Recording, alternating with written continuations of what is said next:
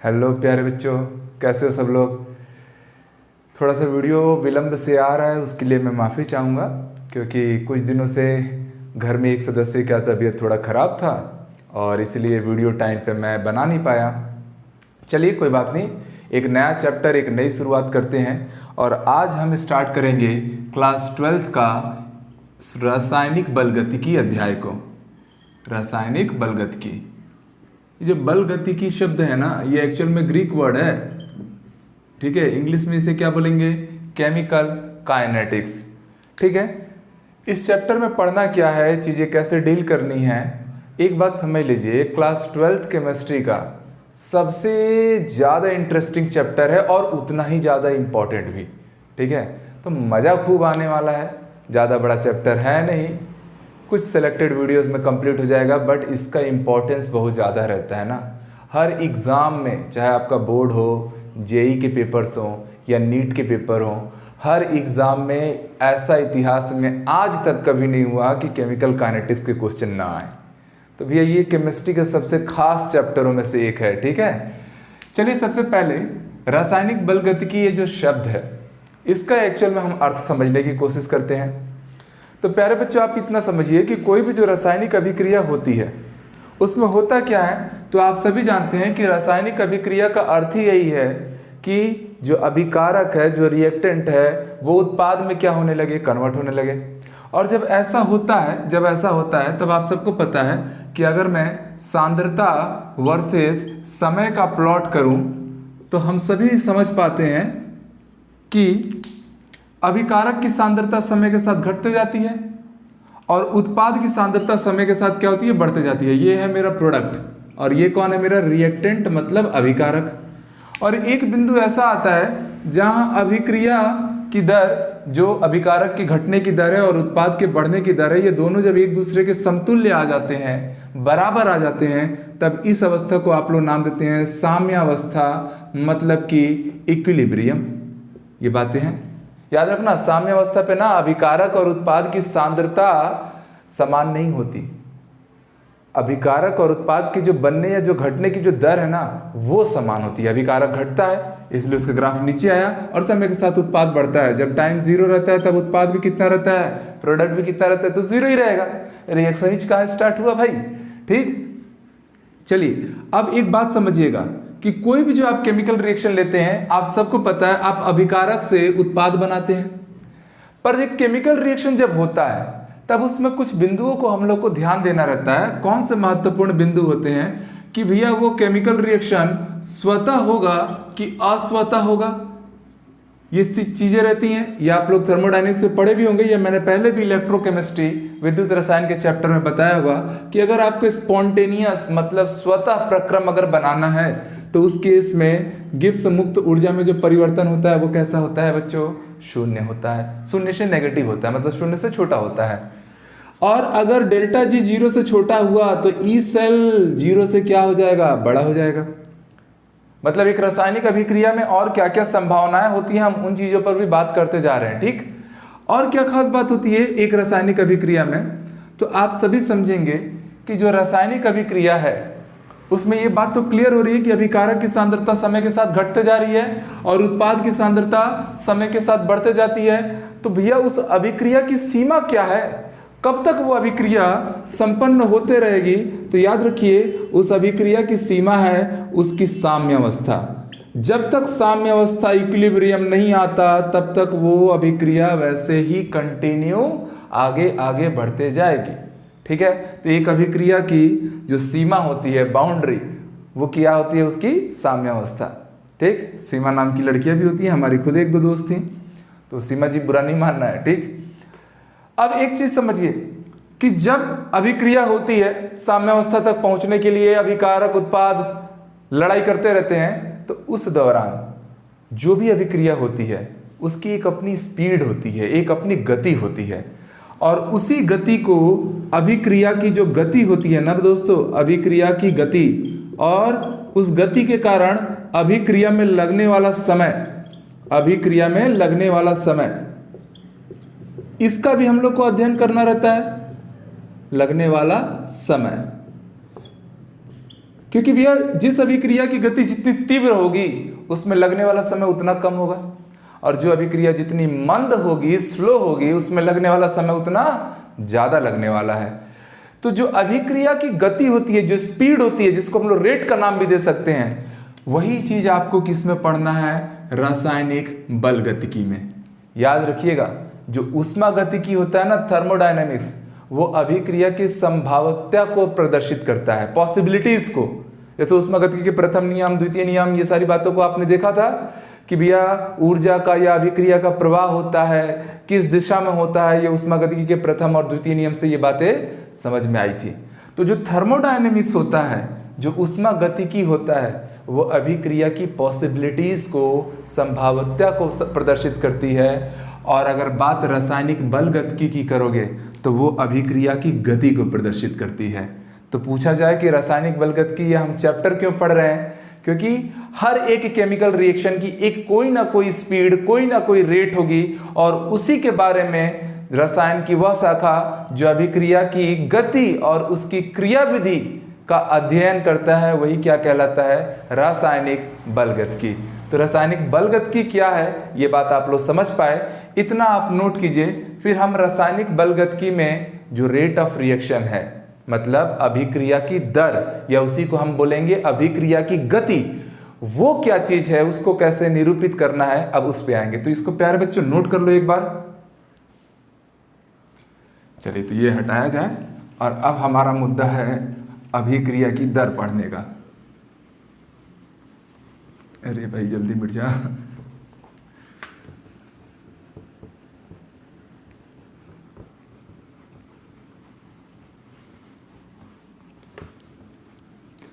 चलिए, next topic हम पढ़ने वाले हैं अभिक्रिया की दर। होता क्या है अभिक्रिया की दर? इसी को आप लोग नाम देंगे अभिक्रिया की दर बोल लीजिए, या उसकी स्पीड बोल लीजिए, गति बोल लीजिए, बात सेम ही है ना। ठीक, इंग्लिश में कहते हैं, इंग्लिश का भी नाम याद रखना, रेट ऑफ रिएक्शन। क्या कहेंगे? Rate of reaction. चलिए, जैसे मैंने अभी भी एक ग्राफ बनाया था, और ग्राफ में आप देख पा रहे थे कि जो अभिकारक था वो समय के साथ घट रहा था, जो उत्पाद था वो समय के साथ बढ़ रहा था। तो वही काम फिर से एक बार कर लेते हैं कि मान लीजिए ये मेरा प्लॉट है, ठीक है, यहाँ है हमारी अभिकारक की सांद्रता। ये किसकी सांद्रता है? अभिकारक, रिएक्टेंट की सांद्रता है। ठीक है, अभिकारक की सांद्रता बोल लीजिए, या सक्रिय द्रव्यमान बोल लीजिए। अब ये सक्रिय द्रव्यमान क्या नया शब्द है, थोड़ी देर में हम इस पे आएंगे। एक और ग्राफ बनाता हूं मैं, ध्यान देना बच्चों। ठीक है, यहां मान लीजिए हमारी उत्पाद की सांद्रता है, उत्पाद की सांद्रता। ठीक, और ये ग्राफ आप बना रहे हैं समय के साथ, समय अंतराल के साथ। तो एक्स अक्ष में समय है और वाई अक्ष में आपका कंसंट्रेशन है। पहले वाले ग्राफ में रिएक्टेंट का है, दूसरे वाले ग्राफ में प्रोडक्ट का है। आप सभी जानते हैं कि जो अभिकारक की सांद्रता है वो समय के साथ घटते जाएगी, बात समझ में आ रहा है, और जो उत्पाद की सांद्रता है वो समय के साथ बढ़ते जाएगी। ये तो क्लियर है। ये रिएक्टेंट है और ये कौन है? हमारा प्रोडक्ट है। चलिए समझना कि मान लो मैं यहाँ पर हूँ, तो यहाँ पर रिएक्टेंट का कंसंट्रेशन कितना है? R1। इसको स्फीयर को ही हम लोग तो सांद्रता बोलते हैं ना। और यहाँ पर इस पॉइंट पे मैं मान लेता हूँ कि यहाँ का कंसंट्रेशन लेवल मेरा क्या है? R2 है। और R1 कंसंट्रेशन होने में जो समय लगा वो T1 टाइम है, और R2 कंसंट्रेशन में जो समय लगा वो T2 टाइम है। आसान है चीज़ें। तो आप देख पाएंगे कि अगर आप ये वाला प्लॉट करेंगे तो ये एक ट्रायंगल बनेगा, और हर ट्रायंगल का एक अपना एंगल होता है। जैसे मान लो यहाँ का एंगल थीटा रहेगा।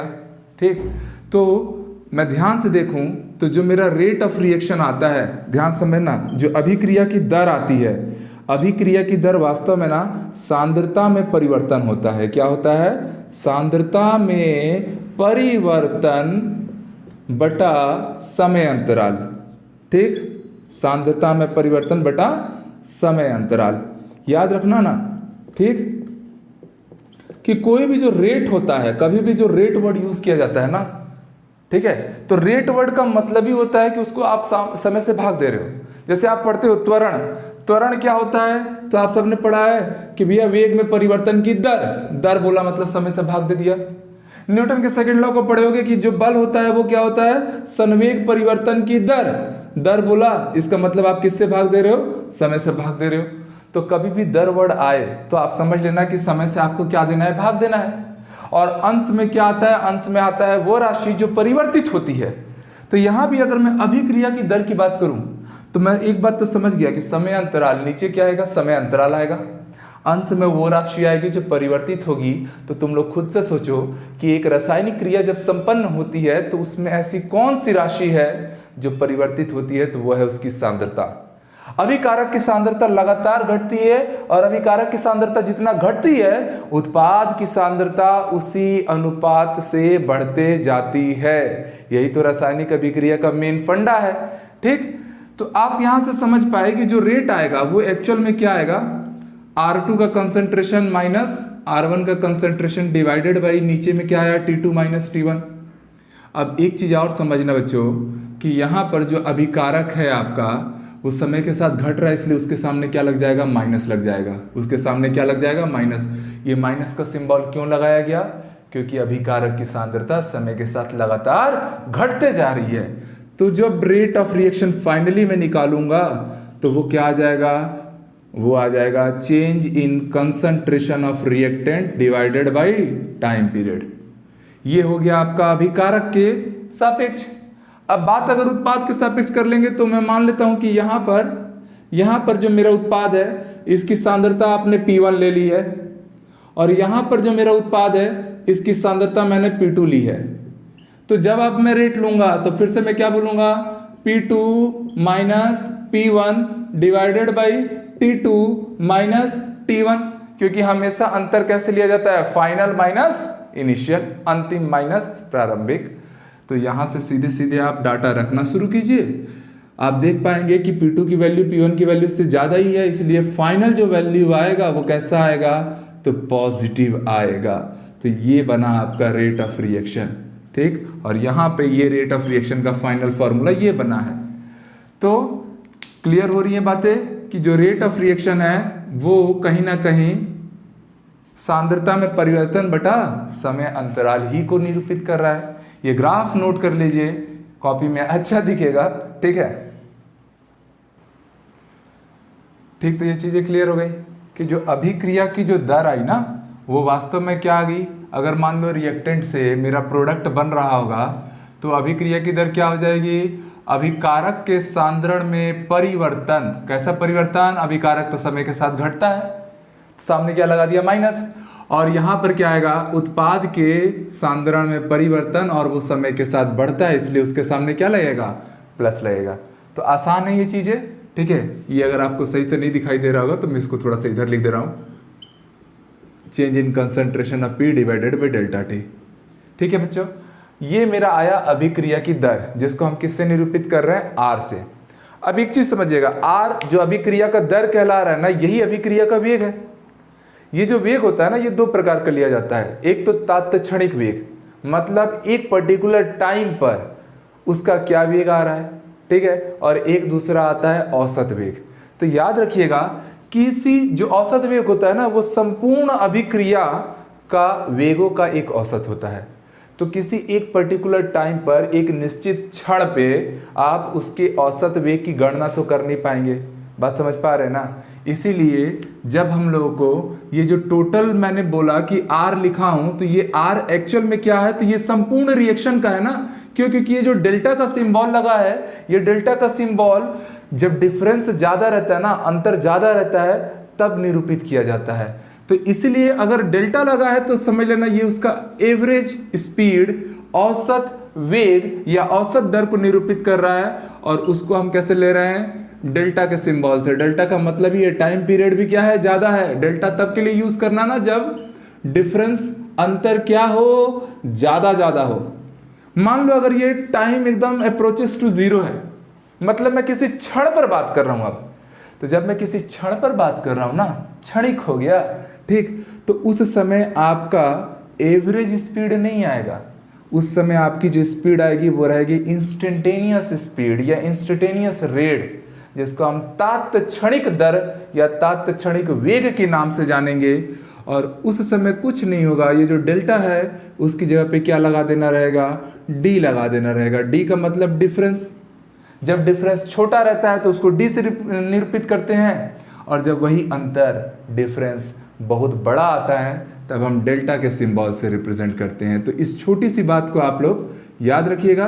और बाकी प्रोडक्ट के सामने प्लस और रिएक्टेंट मतलब अभिकारक के सामने माइनस क्यों रखना है, ये बात आप लोग तो समझ ही रहे हैं, क्योंकि अभिकारक की सांद्रता समय के साथ घट रही है भैया, इसलिए सामने क्या आया माइनस, और ये भैया बढ़ रही थी इसलिए इसके सामने क्या आया प्लस। अब चलिए एक और इम्पॉर्टेंट पॉइंट ले लेते हैं कि हम यूनिट की बात करते हैं, इकाई की बात करते हैं, कि जो अभिक्रिया की दर होती है, अभिक्रिया की दर को आर से निरूपित करेंगे। तो जब जब मैं आर लिखूंगा तो समझ जाना है कि मैं अभिक्रिया की दर की बात कर रहा हूं। तो अभिक्रिया की दर की इकाई क्या होगी, तो आप यहीं से देख लीजिए ना, ऊपर सांद्रता है, सांद्रता की इकाई क्या होती है भैया, मोल प्रति लीटर, और नीचे क्या है समय, समय का क्या आता है सेकंड। जब ये सेकंड ऊपर जाएगा तो आर का कुल इकाई बनेगा मोल प्रति लीटर प्रति सेकंड, या इसी को बोलेंगे मोल पर लीटर पर सेकंड। ये बना आपका आर का यूनिट इकाई, जो हमेशा क्या रहने वाला है, फिक्स रहने वाला है। तो ये था हमारा रेट ऑफ रिएक्शन से रिलेटेड कॉन्सेप्चुअल पॉइंट। अब देखो ये जो रेट ऑफ रिएक्शन है ना, जो अभिक्रिया की दर है, यही तो अभिक्रिया की स्पीड है। अब स्पीड या अभिक्रिया की दर के आधार पर जो रासायनिक अभिक्रियाएं होती है ना, वो 2-3 प्रकारों में वर्गीकृत होती हैं। अब ये कौन कौन से प्रकार हैं, चलिए अब हम उसको देखेंगे, तब तक आप इसको नोट कर लीजिए। चलिएगा, तो इसमें जो अभिक्रिया की दर है उसके आधार पर अगर हम रासायनिक अभिक्रियाओं को वर्गीकृत करें ना, बांटे, ठीक है, तो कौन कौन सी अभिक्रियाएं आ जाती हैं, तो उसको देखिएगा। पहली तो हमारी फेवरेट अभिक्रिया आएगी तीव्र अभिक्रिया। इसका आप लोग एडवर्टाइजमेंट भी देखते हैं, इनो का, याद आ रहा है, इनो 6 सेकंड में काम तमाम, ठीक है, तो फास्ट रिएक्शन का एग्जांपल है वो, ठीक। हालांकि अगर केमिस्ट्री के हिसाब से देखेंगे तो इनो का तो फॉर्मूला हमको पता नहीं रहेगा, ठीक। तो ऐसी कौन कौन सी अभिक्रियाएं हैं जो तीव्र अभिक्रिया, तीव्र अभिक्रिया का मतलब ही समझ लेना है ना, ये 10⁻14 सेकंड से लेकर 10⁻12 सेकंड के अंतराल के अंदर ये संपन्न हो जाती हैं। मतलब ये बहुत जल्दी होती है ना, इतनी जल्दी कि हम उसको एक हिसाब से अनुभव तक नहीं कर सकते हैं, इतने कम समय में होने वाली अभिक्रियाएं हैं। एग्जाम्पल अगर देखा जाए तो अगर मान लीजिए मैंने बेरियम क्लोराइड में सल्फ्यूरिक एसिड को अगर ऐड कर दिया, ठीक, तो ये एकदम विस्फोटक गति से होगी और ये क्या बना लेगा, barium sulphate plus 2 times hydrochloric acid HCl। और ये जो बेरियम सल्फेट रहता है आप सबको पता है, इसका येलो या व्हाइट कलर का क्या बनता है, अवक्षेप बनता है, प्रेसिपिटेट बनता है, ठीक। ऐसे ही एक और रिएक्शन मान लो कि मैंने सिल्वर नाइट्रेट लिया और सिल्वर नाइट्रेट में मैंने HCl अटैक कर दिया, तो इससे क्या होगा, ये तुरंत AgCl में टूटेगा और यहां से हमारा नाइट्रिक एसिड HNO3 रिलीज हो जाएगा। Very easy. AgCl कैसा दिखता है, तो ये व्हाइट प्रेसिपिटेट, सफेद चूर्ण या सफेद अवक्षेप बनाता है। तो ये प्रेसिपिटाइजेशन रिएक्शन है जो तीव्र अभिक्रियाओं के एग्जाम्पल हैं। ऐसे ही प्यारे बच्चों, अगर मैं मध्यम अभिक्रिया लूं, मॉडरेट रिएक्शन जिसको बोलेंगे, क्या बोलेंगे, मॉडरेट रिएक्शन, मध्यम अभिक्रिया। मध्यम अभिक्रिया का मतलब क्या हुआ भाई, कि ना तो तीव्र रहेंगे, ना तो तीव्र ही रहने वाले हैं ये लोग, और ना ही मंद रहने वाले हैं। तो ऐसी अभिक्रिया जो कि ना ही बहुत तेजी से हो रही है और ना ही कछुआ चाल में हो रही है, मतलब ना खरगोश है ना कछुआ है, हालांकि जितना कछुआ है तो ऐसी अभिक्रियाओं को हम लोग क्या बोलते हैं, मध्यम अभिक्रिया। और ज़्यादातर अभिक्रियाएं इसी में आ जाती हैं। फॉर एग्जांपल अगर मान लीजिए मैंने आप लोग को एथिल एसीटेट दे दिया ऐसे, और मैं बोल रहा हूँ इसका वाटर के साथ आप जलयोजन कीजिए, तो ये क्या होगा, ये इतना पार्ट टूट जाएगा, वाटर के H के साथ ये बना लेगा आपका एसिटिक एसिड, और यहाँ से C2H5 बचा, वो वाटर के OH के साथ इथाइल अल्कोहल मतलब सोम रस का निर्माण किया, जो इंसानों के लिए तो बहुत ज़्यादा कीमती रहती है ना, सबकी पसंद है सोम रस, इथाइल अल्कोहल, बर्बाद है पूरी दुनिया उसके पीछे। और देख लीजिए कि मान लीजिए C12H22O11 लिया मैंने और इसका वाटर से जल अपघटन कर दिया, तो सीधी सी बात है ये भी कैसे टूट जाएगा, C6H12O6 प्लस C6H12O6, सुक्रोज का जल अपघटन हो रहा है, किस में? ग्लूकोज और फ्रक्टोज में। पेड़ पौधों का खाना तो यही बनाते हैं ना, यही प्रक्रिया होती है। तो ये प्रक्रिया एकदम सेकेंडों में संपन्न नहीं हो जाती है कि एकदम सनलाइट आया और बन गया खाना और खा लिए पेड़ पौधे, हो गया, आप बेकार ले रहे हैं, ऐसा नहीं होगा भाई, समय लगता है। ठीक है, इसलिए वो क्या है? मध्यम अभिक्रिया है। ठीक, और एक ले लो एग्जाम्पल कि मान लीजिए मैंने हाइड्रोजन परऑक्साइड का अपघटन किया। तो हाइड्रोजन परऑक्साइड का जब आप अपघटन करते हैं तो ये जल और ऑक्सीजन गैस में टूटता है। ये भी अपने आप में कैसी अभिक्रिया है? तो एक मध्यम अभिक्रिया का एग्जाम्पल है। हालांकि ये प्रथम कोटि की अभिक्रिया भी होती है, समय के साथ आपको देखने मिलने वाली है। ठीक है, प्रथम या शून्य जो भी है। तीसरा याद रख लीजिए, वो आती है आपकी मंद अभिक्रिया, स्लो रिएक्शन। मंद अभिक्रियाएं ऐसी अभिक्रियाएं होती हैं जिनमें जो अभिक्रिया की दर है वो बहुत ज़्यादा कम रहेगी ना, बहुत ज़्यादा कम, मतलब समय बहुत ज़्यादा लगने वाला है, 1 दिन 2 दिन या कई बार कई दिन लगते हैं, कई महीने तक लग जाते हैं। एग्जाम्पल में आप सब लोग को याद आ ही रहा होगा, लोहे पे जंग लगना। ठीक है, लोहे पे रातों रात तो जंग नहीं लग जाता है। ठीक, लोहे पर जंग का लगना या किसी भी धातु पे जो रस्टिंग होती है ना, कोरोजन होता है, वो जंग लगना को जलना लिख रहा हूँ। ठीक है, जंग लगना, उसमें कुछ समय लगता है। एटमॉस्फेयर की नमी के साथ जो मेटल है वो रिएक्शन करता है और उसके साथ उसमें रस्टिंग होती है, जंग की प्रक्रिया उत्पन्न होती है। ये समय लेता है, कुछ सेकंड कुछ घंटों में नहीं हो जाता है। तो वो किसका एग्जाम्पल हो गया?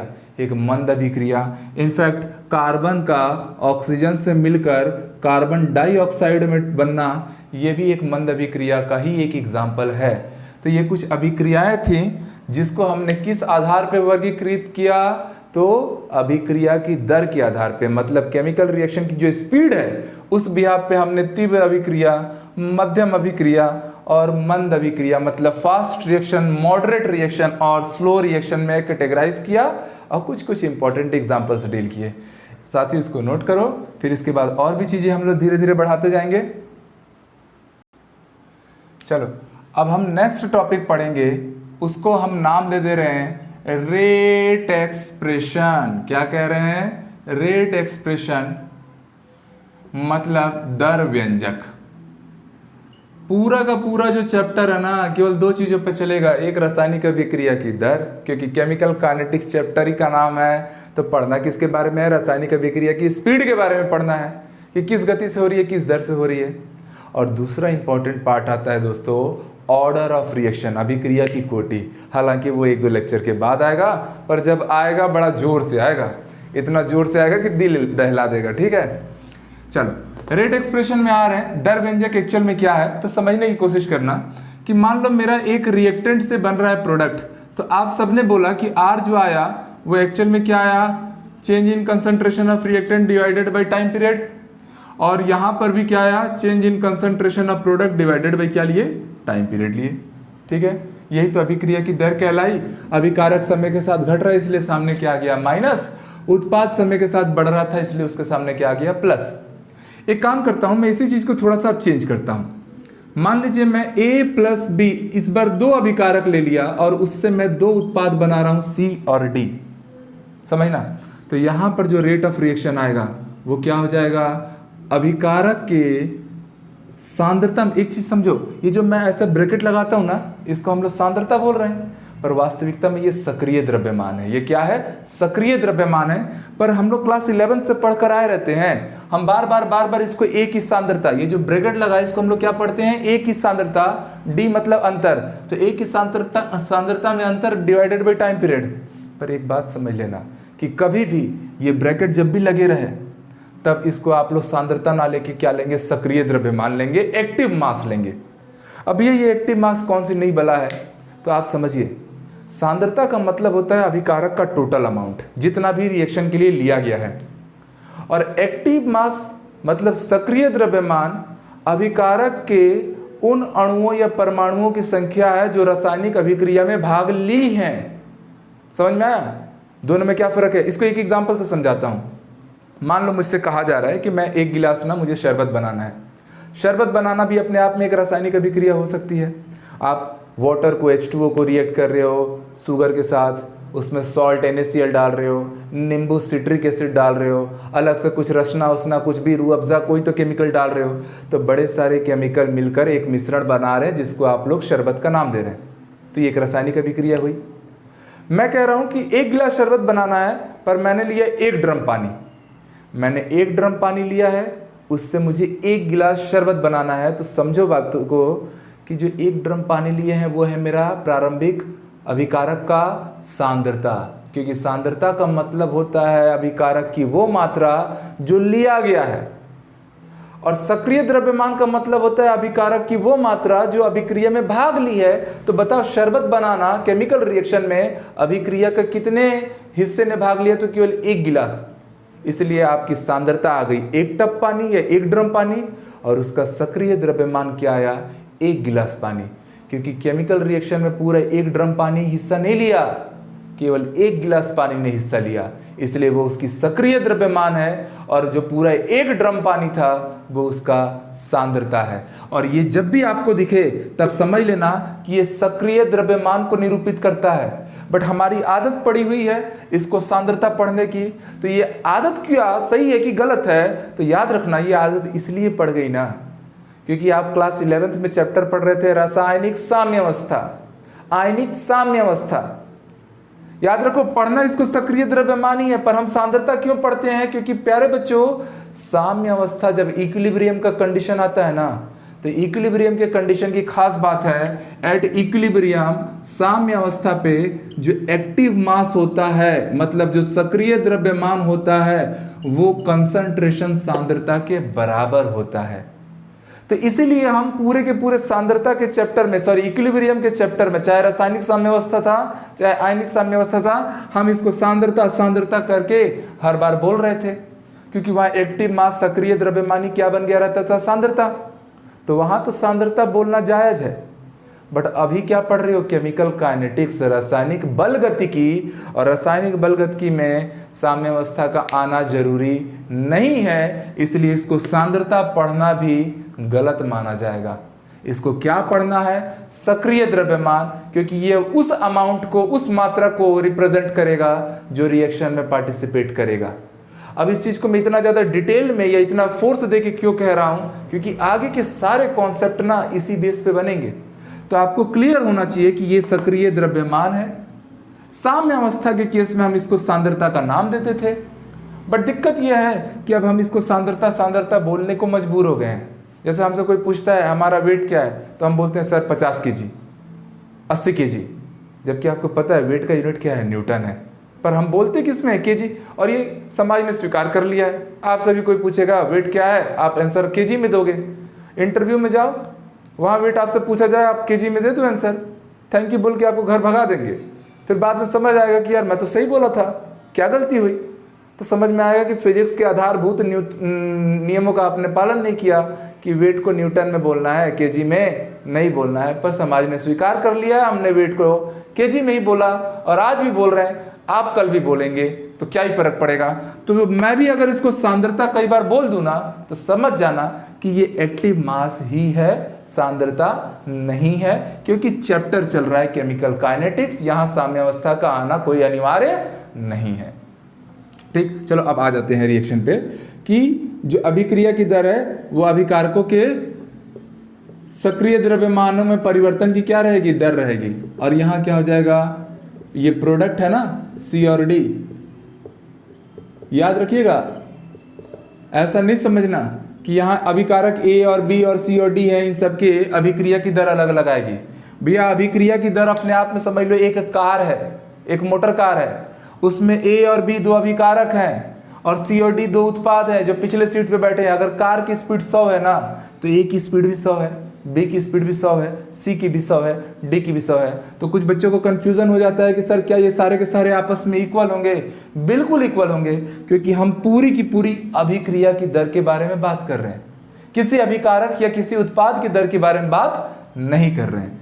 ऐसे ही प्यारे बच्चों, अगर मान लो P mole A plus Q mole B से मेरा R मोल C प्लस S मोल D बने, तो उस केस में आपको क्या करना है? जो रेट ऑफ रिएक्शन, जो अभिक्रिया की दर आएगी, कुछ नहीं, जो सामने जो इसके मोलों की संख्या गुणा है ना, जो स्टाइकियोमेट्रिक मल्टीप्लाई है आपको इस बार उसको डिवाइड कर करके लिखना है।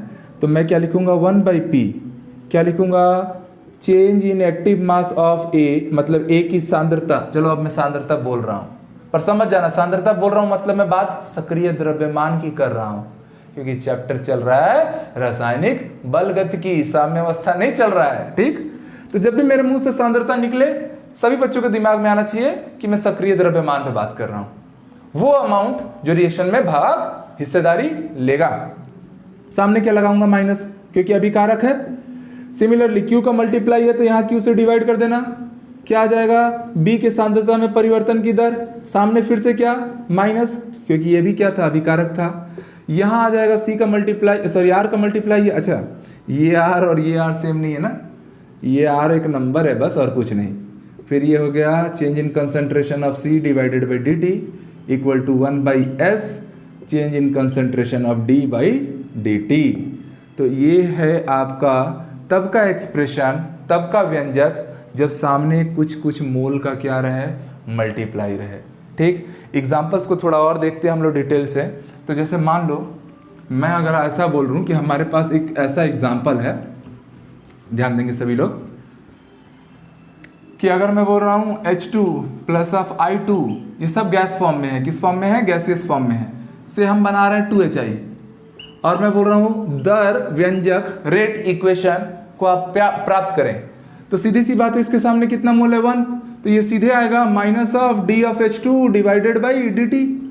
माइनस क्यों, क्योंकि अभिकारक है, घट रहा है तो माइनस, इक्वल टू सारे बच्चे के दिमाग में अब तो आ ही क्या होगा, यहाँ क्या आएगा I2 के सक्रिय द्रव्यमान में परिवर्तन की दर, सामने माइनस इसलिए क्योंकि अभिकारक है, इक्वल होगा HI के सक्रिय द्रव्यमान में परिवर्तन की दर पर सामने किसका मल्टीप्लाई है, 2 का, जिसका मल्टीप्लाई है आप उससे क्या करोगे, डिवाइड करके लिखोगे, और ये तीनों आपस में क्या रहेंगे, बराबर रहेंगे। नीट में ऐसा क्वेश्चन डायरेक्ट पूछ दिया जाता है ना, एकदम आसान क्वेश्चन बनता है। ठीक है, चलो एक क्वेश्चन और ले लेते हैं। मान लो हमने आपको दिया अमोनिया, नाइट्रोजन है, अमोनिया का प्रोडक्शन करना है, अमोनिया का निर्माण करना है। तो नाइट्रोजन गैस हाइड्रोजन गैस आपस में मिलके अमोनिया के 2 अणुओं का निर्माण कर रहे हैं। अब जो अभिक्रिया की दर आएगी R, वो क्या आएगी, तो भैया नाइट्रोजन के सामने तो एक ही मोल है, तो ये आ जाएगा D ऑफ N2/dt, सामने क्या माइनस, क्यों, क्योंकि अभिकारक है।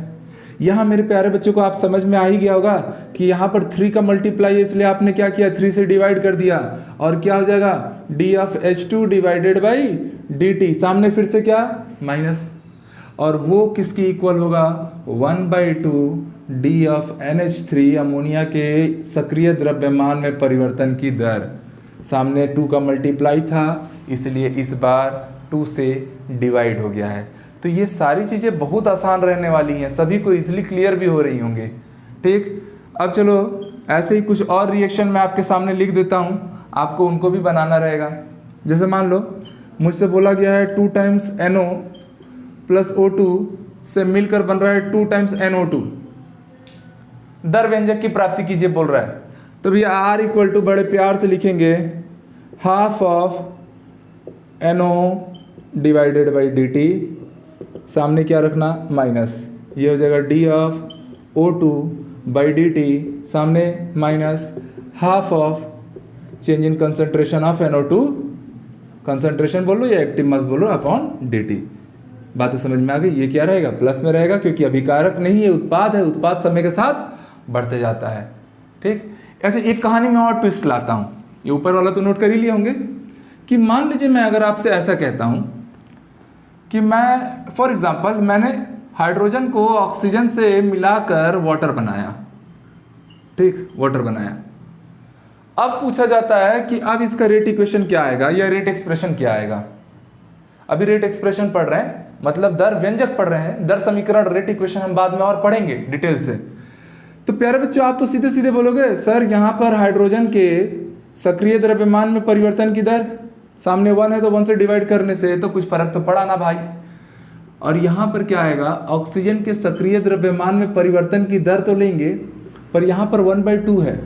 याद रखना जो भी नंबर रहेगा ना उसको आप लोग 1 बटा करके ही लिखोगे, जो भी नंबर सामने है उसको आप 1 बटा करके ही लिखोगे।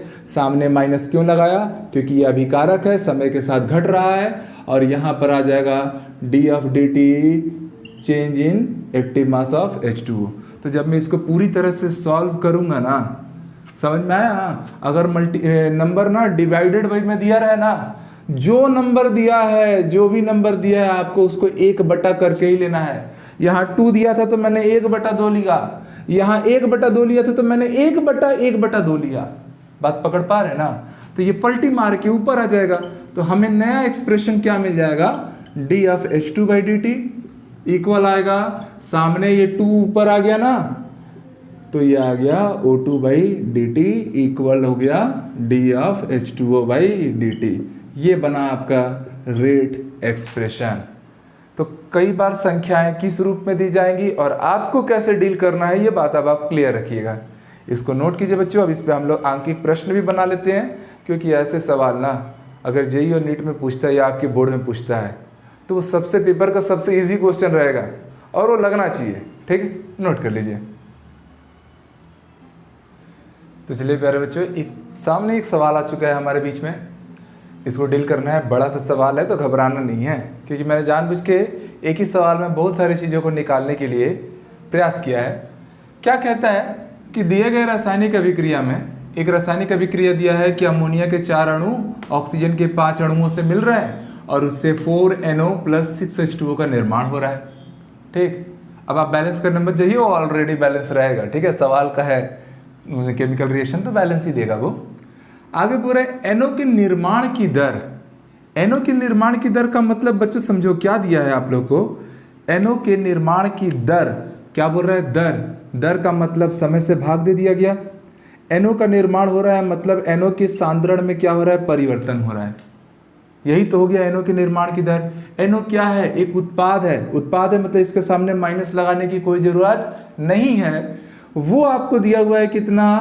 3.6 × 10⁻³ मोल पर लीटर पर सेकेंड, ये आपको दिया हुआ है। ठीक, सवाल में एक हिंट के तौर पे। और आगे आपसे पूछता है कि निम्न की गणना करें। भैया किस किस की गणना करें? तो सबसे पहला पूछ रहा है अभिक्रिया की दर मतलब R की गणना करें। दूसरा बोल रहा है अमोनिया के विघटन की दर। भैया अमोनिया का विघटन, इसका मतलब चाहे निर्माण बोले, चाहे पतन बोले, चाहे विघटन बोले, कुछ भी बोले, चाहे निर्माण हो रहा है चाहे विघटन हो रहा है, परिवर्तन किस में हो रहा है? सांद्रता में परिवर्तन हो रहा है। और बार बार दर बोल रहा है। दर बोलने का तो अर्थ ही समझ गए ना, समय से तो भाग देना है। विघटन कर रहा है अमोनिया का मतलब उसकी सांद्रता में परिवर्तन कर रहा है। सामने क्या लगाना? माइनस। क्यों? क्योंकि विघटन कर रहा है ना दादा, विघटन का मतलब घट रहा है, इसलिए सामने माइनस। सिंपल। आगे बोल रहा है जल के निर्माण की दर, जो वाटर मॉलिक्यूल है, निर्माण हो रहा है चाहे विघटन हो रहा है, वो तो सांद्रण में परिवर्तन ही है, ये बताना है आपको। तो ऐसा स्टेटमेंट में दिया रहेगा तो उसको आप लोग ऐसे मैथमेटिकली कन्वर्ट पहले कर लेना ना, ताकि पता तो रहे कि हमको निकालना क्या है एग्जैक्टली। अब चलो ऐसे सवालों को बनाना कैसे है, तो ऐसे सवाल ना याद रखना आपके एग्ज़ाम में, हर टाइप के एग्ज़ाम में आएंगे। तो बनाना कैसे उसके लिए याद रखना कि सबसे पहले आपको अगर दिया जाए या ना दिया जाए, पूछा जाए या ना पूछा जाए, सबसे पहले तो आप लोग अभिक्रिया की दर ला लेना। हालांकि इस सवाल में तो अभिक्रिया की दर पूछ ही दिया है तो बहुत बेहतर है, नहीं भी पूछता ना तो भी हम अभिक्रिया की दर पहले लाते। कारण क्या है कि उससे सवाल बड़ा आसान होने वाला है सॉल्व करने में। तो चलो देखो, अभिक्रिया के दर का व्यंजक अगर मैं बनाऊंगा तो आप लोग साफ साफ समझ गए कि R इक्वल टू यहाँ से क्या आ जाएगा? -1/4 D ऑफ NH3/dt, वो इक्वल हो जाएगा -1/5 D ऑफ O2/dt, और ये इक्वल चलेगा 1/4 D ऑफ NO/dt, और वो इक्वल आएगा 1/6 D ऑफ H2O/dt। मतलब H2O के सांद्रता बोल लो या सक्रिय द्रव्यमान बोल लो कि परिवर्तन बटे में समय अंतराल। सिंपल। तो अब ध्यान से समझिएगा कि आपको ना ये हिस्सा दिया हुआ है। क्या दिया था? ये हिस्सा दिया हुआ है। लाना क्या है? R लाना है। तो अगर इतना हिस्सा पता है ना, तो आर के साथ इसका रिलेशन लगा दो ना, इसका और इसका, तो यहाँ से सीधे सीधे मिलेगा। पहला क्वेश्चन का तो जवाब ही मिल गया ना कि भैया आर इक्वल टू कुछ नहीं 1/4 D of N O divided by D T, मतलब एनओ के सांद्रता में परिवर्तन की दर का 1/4 हुआ, वो किसके इक्वल आ गया, आर के। मान ला के रख दीजिए, तो ये 1/4 हो गया। इसका मान सबको पता है, क्वेश्चन में तो दिया हुआ था 3.6 इंटू 10 की पावर -3। सॉल्व कर लीजिए, तो ये आप लोग को 0.9 इंटू 10 की पावर -3 मोल पर लीटर पर सेकेंड आएगा, क्योंकि 3.6/4 करोगे ना तो 0.9 ही तो आएगा। या कोई बच्चा चाहे तो इसको 9 इंटू 10 की पावर -4 भी लिख सकता है। ये मेरा पहला काम क्या आ गया, आर आ गया। अब पहला काम आर का मान तो मिल गया, दूसरा काम अब हमसे पूछता है, क्या पूछता है, पूछ रहा है अमोनिया के विघटन की दर, मतलब ये वाला हिस्सा लाना है। और अगर ये वाला हिस्सा लाना है तो उसके लिए करना क्या है, तो उसके लिए आप लोग अमोनिया और आर के बीच का रिलेशन ला लो। तो मैं अब कौन कौन से इक्वेशन देखूंगा, ये दोनों को। तो जब मैं इन दोनों को देखूंगा तब मैं पाऊंगा आर इक्वल टू क्या आ रहा है, -1/4 डी ऑफ NH3 बटे में dt।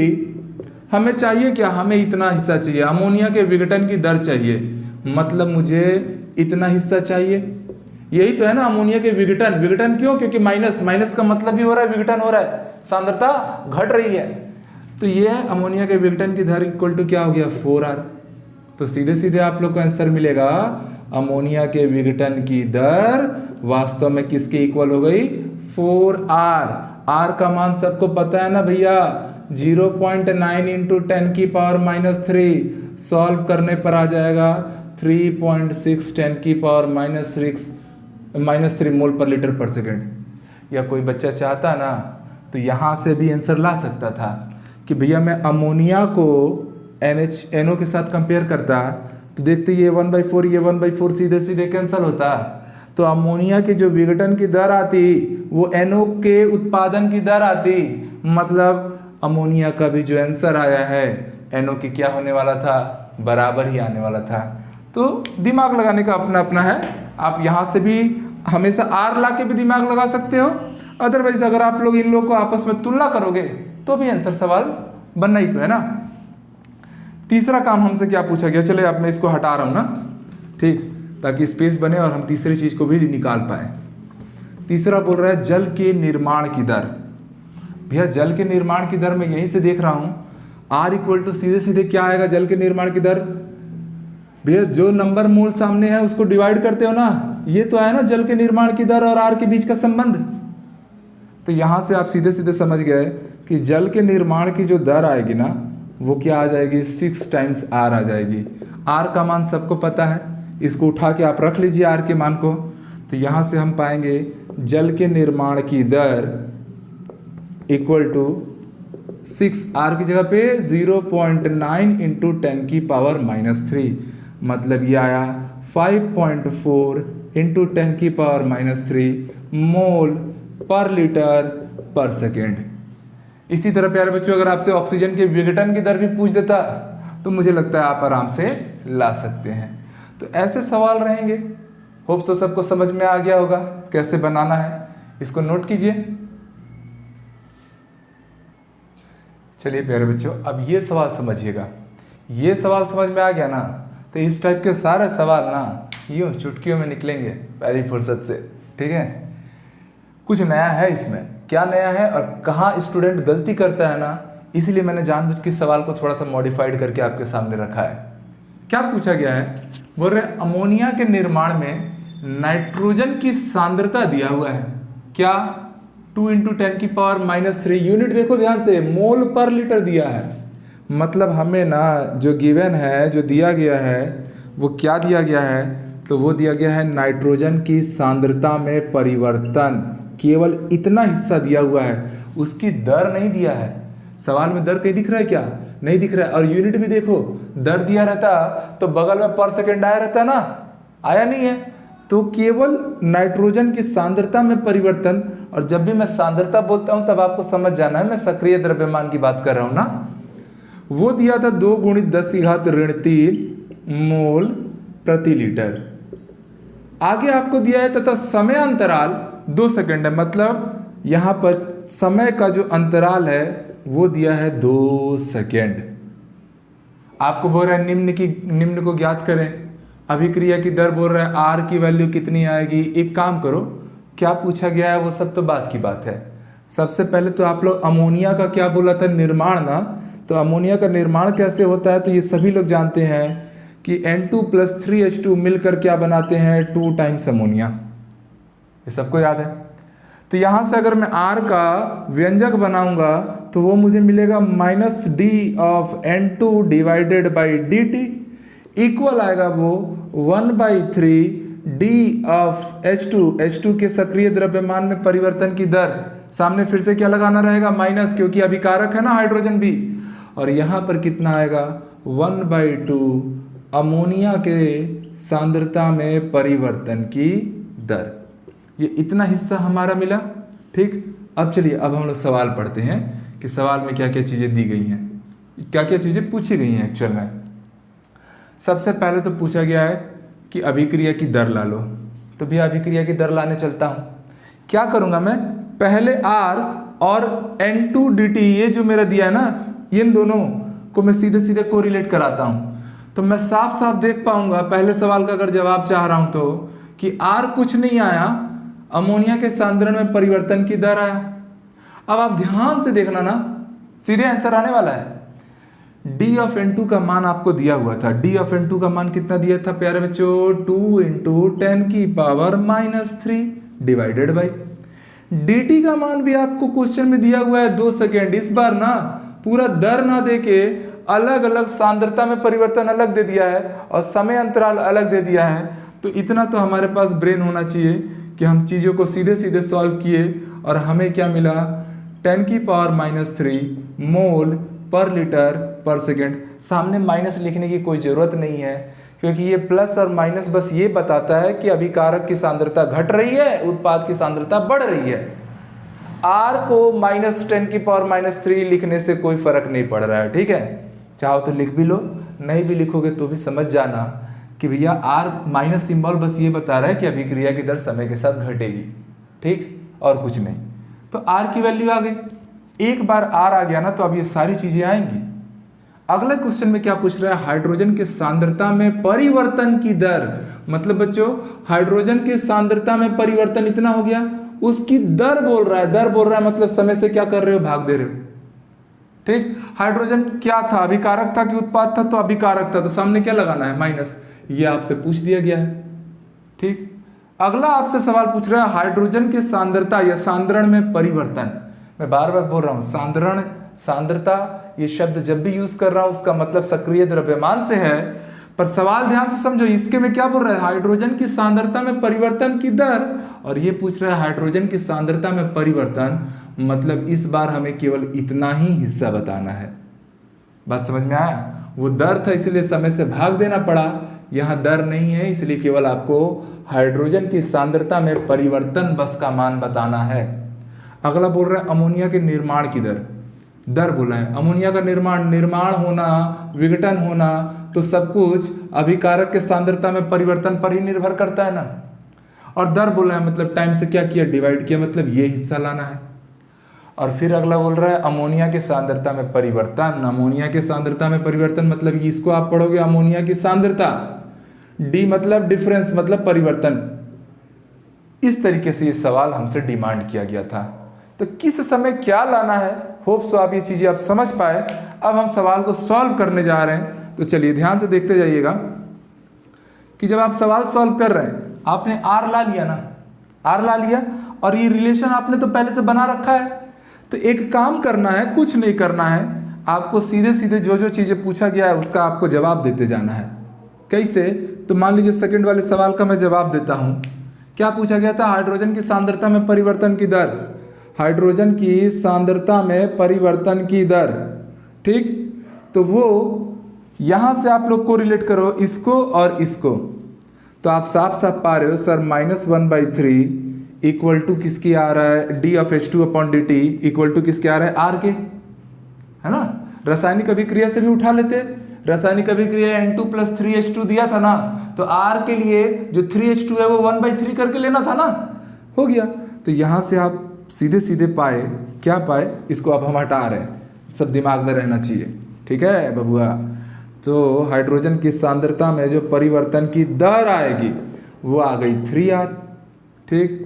यहाँ पर चाहते तो R की वैल्यू अगर माइनस में रखते तो भैया यहाँ का माइनस और R का माइनस आपस में क्या होने वाला था, कैंसल, और हमें सीधे सीधे वैल्यू कितनी मिलती, 3 × 10⁻³ यूनिट क्या आता, मोल पर लीटर पर सेकेंड। ये मिल गया आपको हाइड्रोजन की सांद्रता में परिवर्तन की दर। अगला सवाल हमसे पूछता है, क्या पूछता है, तीसरा क्वेश्चन, हाइड्रोजन की सांद्रता, सांद्रण बोल लो या सांद्रता बोल लो, कंफ्यूज मत होना, में परिवर्तन, मतलब हमें खाली DH2 का मतलब चाहिए ना। तो प्यारे बच्चों आप यहीं से पाओगे, इसको क्या पढ़ोगे, हाइड्रोजन की सांद्रता, और D मतलब परिवर्तन।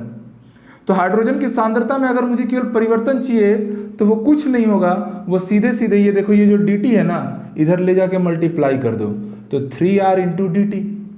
3R की वैल्यू आप लोग ला लिए हो 3, R की वैल्यू 10⁻³ इंटू dt की वैल्यू सवाल में तो दिया था ना, कितना सेकेंड, 2 सेकेंड।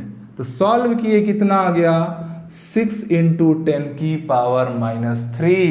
पर इसका इकाई क्या बनेगा, इसका इकाई बनेगा खाली मोल पर लीटर, पर सेकेंड मत लगाना ना, अब दर नहीं रहा, केवल सांद्रता में परिवर्तन पूछा है, और सांद्रता की इकाई क्या होती है, मोल पर लीटर। तो कैसे कैसे सॉल्व कर रहे हैं, बात समझ में आया।